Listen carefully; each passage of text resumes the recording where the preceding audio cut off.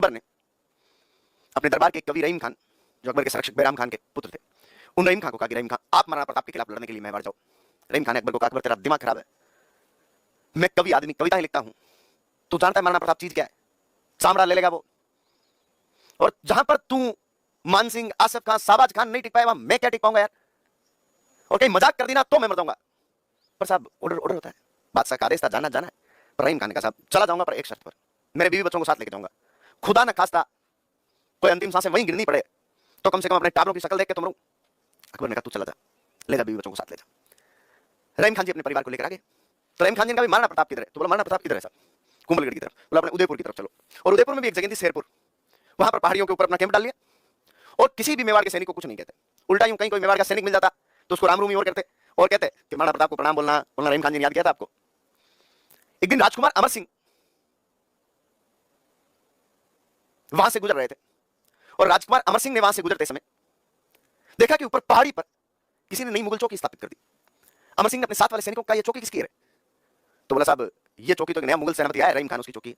अमर सिंह ने कहा, मुगलों के बडेरों का है क्या मेवाड़? जहां मर्जी पड़ती है वहां तंबू तान के बैठ जाते, घोड़े लो उधर। राजकुमार अमर सिंह रहीम खान के जहां कैंप लगे थे वहां गए, जाके आवाज लगी बाहर, बोल कौन है घर में? बाहर आओ। अंदर रहीम खान जी की बेटी थी, वो बाहर आई। राजकुमार अमर सिंह, कौन तू और ये किसका घर है यहाँ पर? तो बोला, मैं मुगल सेनापति रहीम खान जी की बेटी हूँ, और ये रहीम खान जी का घर है। क्या घर में और कोई बड़ा बुजुर्ग नहीं है क्या? कोई आदमी नहीं है क्या? पुरुष है तो बाहर भेज देंगे। उसने कहा, साहब पुरुष तो मेरे घर में पापा के अलावा कोई नहीं है, राशन कार्ड में एक ही आदमी है, वो पापा है, बाकी तो सब बेटियां बेटियां हैं। मम्मी कहाँ तेरी?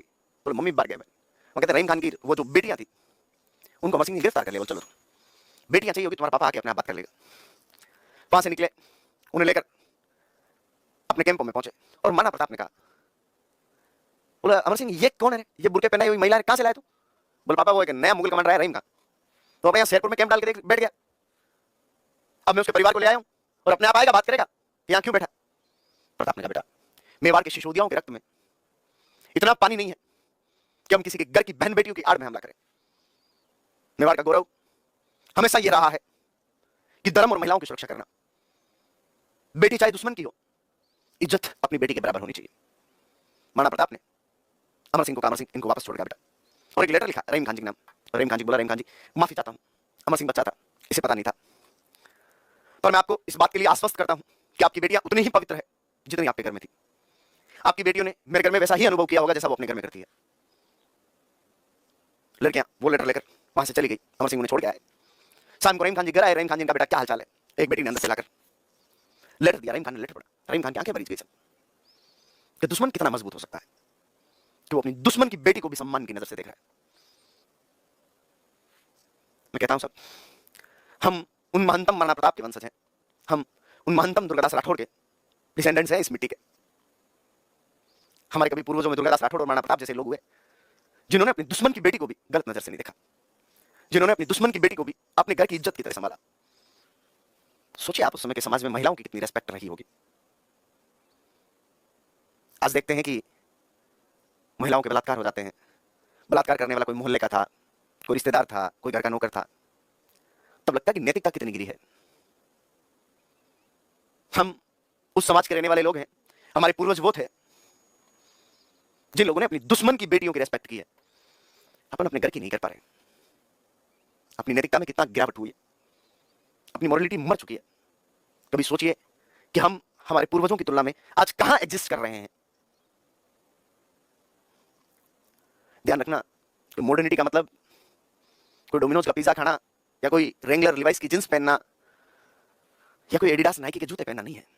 मॉडर्निटी का मतलब आप कोई दो चार शब्द जोड़ के कोई टूटी फूटी अंग्रेजी बोल दोगे तो कोई मॉडर्निटी नहीं है। मॉडर्निटी का मतलब एक आदर्श मनुष्य होता है। मॉडर्निटी वो है जब आप अपने इस दिमाग के अंदर उन कचरों को साफ करके अपने ख्यालों को मॉडर्न कर पाओगे, अपने विचारों को आजाद कर पाओगे, वो मॉडर्निटी है। बाकी तुम्हारी स्थिति तो कैसी है तुम खुद इस कमेंट बॉक्स के अंदर देख सकते हो। कभी कभी तो लगता है कि कह दूं, फिर लगता है यार ठीक है, चल रहा है जैसे चलने दिया जाए। विडंबना है मेरे देश की कि मेरे देश का यूथ, जिसको खुद की अपब्रिंगिंग की आवश्यकता है, जिनके पिता अभी सुबह सुबह घर पे उठ के हाथ में एक टिफिन लेके उन लोगों के लिए पैसे की व्यवस्था करने जाएंगे, जिनको ऑनलाइन कोर्स दिलाने के बाद वो कमेंट बॉक्स में ये हरकतें कर रहे हैं। बड़ा बुरा लगता है कि सुबह 6 बजे उठ के 7 बजे उठ के तुम अपने जीवन के स्वर्णिम दौर को इस रास्तों पे धकेल रहे हो। ध्यान रखो, जब सफल हो जाओगे ना तो हो सकता है इससे बेहतर कोई मिल जाएगा या मिल जाएगी, और नहीं सफल हुए ना तो ये भी छोड़ के चले जाएंगे। कहते हैं कि जब गरीबी दरवाजे से प्रवेश करती है ना तो मोहब्बत खिड़की से बाहर निकल जाती है। ये ध्यान रखो, ये दुनिया में आपके आसपास जितने लोग आपके अपने बने फिर रहे हैं सब पैसों से है। तो जीवन में साम दाम दंड भेद ये इन प्रकार सफल होना बहुत जरूरी है। और एक बात हमेशा ध्यान रखना बेटा, कुछ बनो ना बनो, जीवन में एक अच्छे इंसान जरूर बनना। जीवन में कितनी बड़ी गलती हो जाए, इंसान है, गलतियों का पुतला है, सब होते, पर जीवन में कभी कोई ऐसी गलती मत करना कि जहां तुम्हारे पिता को 4 लोगों के बीच में पकड़ी रखनी पड़े। जीवन में कभी ऐसी गलती मत करना कि जहां कभी तुम्हारे माँ बाप को अफसोस हो जाए कि हमारी औलाद है। सोचिएगा कभी क्या कर रहे हो। तो ध्यान रखना, शेरपुर घटना क्या थी कि राजकुमार अमर सिंह ने रहीम खान के परिवार को गिरफ्तार कर लिया था, बाद में प्रताप ने उन्हें सम्मान वापस छोड़ दिया था। तो ध्यान रखना, शेरपुर घटना क्या थी तो मत करें कि राजकुमार अमर सिंह ने, राजकुमार युवराज लिखो ज्यादा बेहतर रहेगा, युवराज अमर सिंह ने,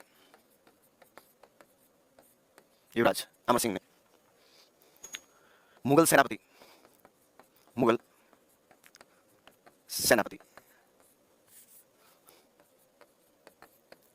रहीम खां के परिवार को गिरफ्तार कर लिया।